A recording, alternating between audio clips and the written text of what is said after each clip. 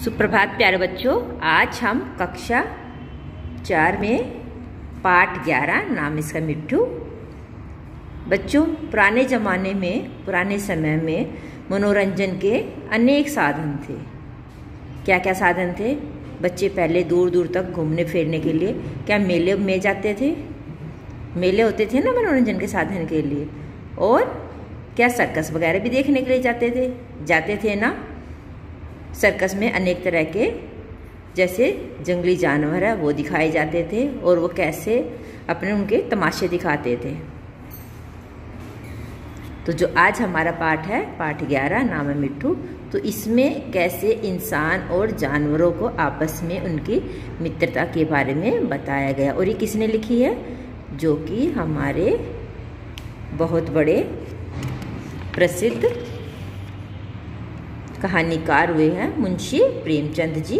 उन्होंने ये हमारी कहानी लिखी है। ठीक है, तो हम इस कहानी में पढ़ेंगे कि कैसे हम सोचते हैं कि जानवर सिर्फ हमें काटते हैं या फिर हमें परेशान करते हैं। बंदर हमारे कभी कपड़े उठा ले जाते हैं छतों से, कभी काट लेते हैं, या कोई खाने का सामान दिखाई दिया वो उठा ले जाते हैं।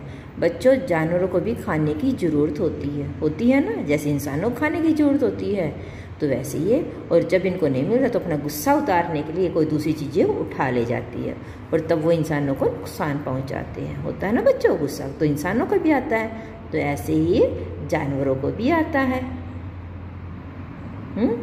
लेकिन ये भी प्यार की भाषा समझते हैं, इसलिए हमें पशु पक्षियों से, जानवरों से आपस में प्रेम करना चाहिए, यानी कि हमें उनको परेशान नहीं करना चाहिए।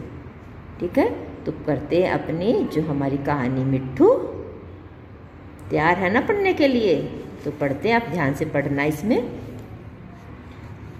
और इस कहानी से हमें क्या सीखने मिली है? मित्रता की भावना, पशु पक्षियों के प्रति प्रेम।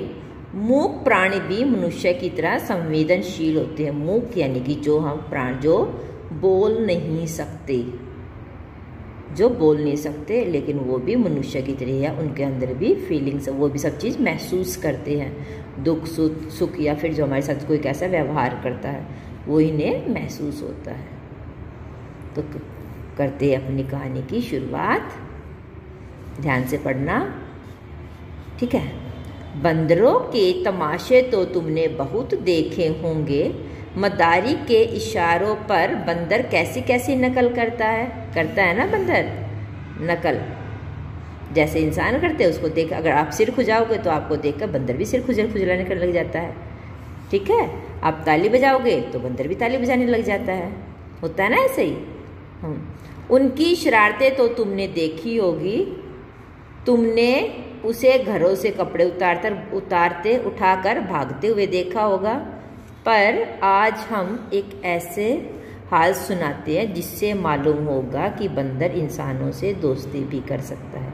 यानी कि ये चीज़ें तो हमने सुनी है, लेकिन क्या आपने सुनी है कि बंदर और इंसान में भी दोस्ती हो सकती है? कैसे? इसके लिए हम ये प्रेमचंद जी द्वारा लिखित इस कहानी को पढ़ेंगे। कुछ दिन हुए लखनऊ में एक सर्कस कंपनी आई। सर्कस कंपनी बच्चों, जिसके अंदर अलग अलग तरह के खेल दिखाए जाते हैं, जिसमें जानवर खेल दिखाते हैं। और इसमें क्या होता है? एक जोकर होता है जो सभी को अपने काम से सबको हंसाता है। वो उछल कूद करता हुआ आता है और कभी अलग अलग तरह के मुंह बनाता है और वो सबको हंसाता है। ठीक है, उसको होता है, ये मनोरंजन का साधन होता है सर्कस। तो सर्कस में बंदर अपने खेल दिखाते हैं।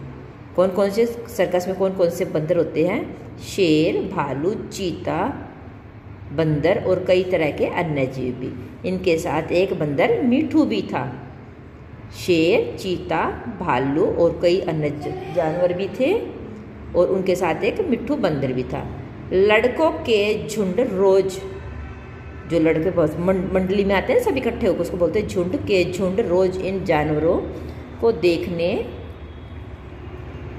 आया करते थे।